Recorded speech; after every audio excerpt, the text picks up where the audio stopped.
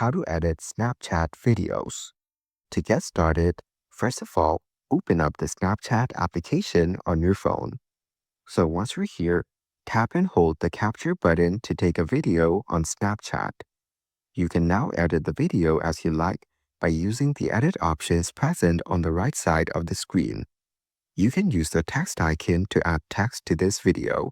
You can also change the font style, font size, alignment, set duration, etc. Next, tap on the pen icon to draw or write whatever you like on the video. You can choose the color. Then, tap on the sticker icon to add a sticker to your snap.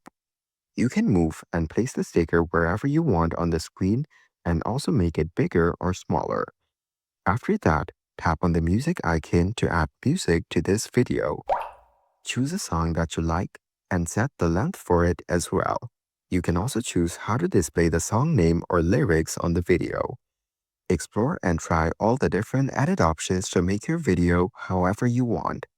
You can now share this video with your friends and enjoy. Following these steps, you can easily edit Snapchat videos.